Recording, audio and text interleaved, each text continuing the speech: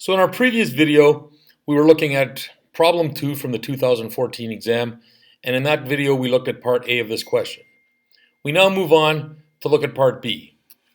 Part B tells us that the region that was defined previously, which is given in this diagram down here, the region R is the base of a solid, and for this solid, each cross-section which is perpendicular to the x-axis is an isosceles right triangle with one leg in the region R. And we're asked to find the volume of the solid. You'll recall in the previous question that we had already defined our curve as f at x, and our line we knew was y equals 4.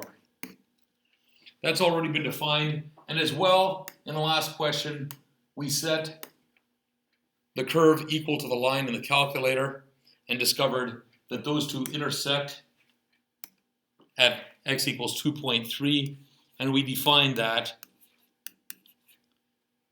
as a. So that's already been done, and so we can move straight into this question now, and the next thing we need to do is take a diagram and try and identify what the slice looks like. So we imagine slicing down perpendicular to the x-axis and extending this out into 3 dimensions. So this is going to come out something like that. This will be a 90-degree angle. And if we try and give this some thickness, we imagine it's coming out of the board. It's going to come out something like that and like that. And we can sort of imagine this now in 3 dimensions, the triangle coming straight out of the board at us. So that I've got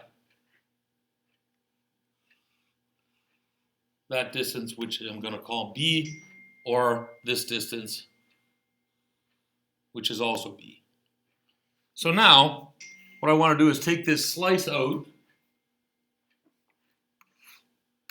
and I'm going to identify that as dV, and I want to draw this as if I'm looking straight down at it. So, looking straight down on this, I'm going to see an isosceles triangle.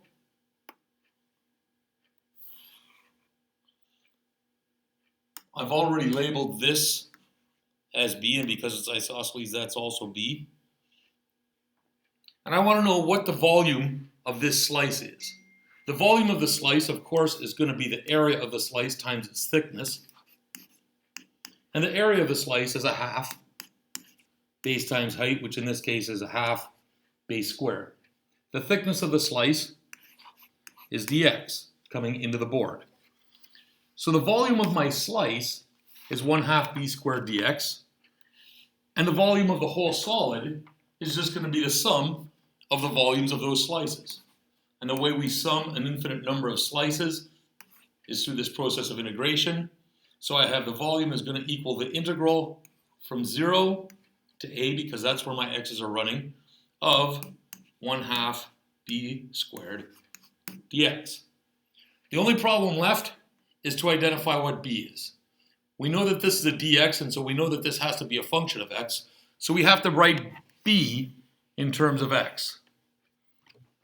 So I can come back up to the diagram, and I can see here that in order to find the length of this base, I need to know 2 things. I need to know what is the height of the triangle and what is the height to the bottom of the triangle.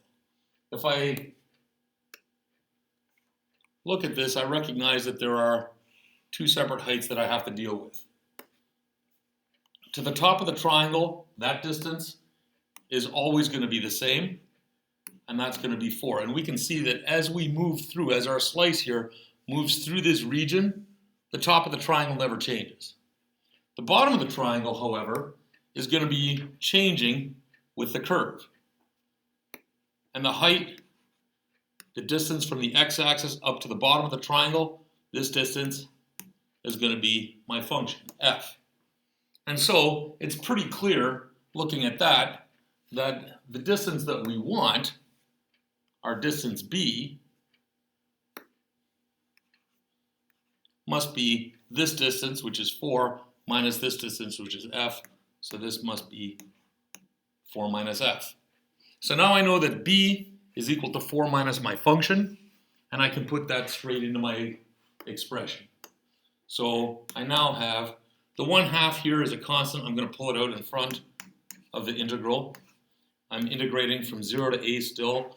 B I've now defined as 4 minus f at x, quantity squared because the b is squared, times dx. In the previous question, I had already put f at x into my calculator and a into my calculator. If we go back and look, we can see that they're still there.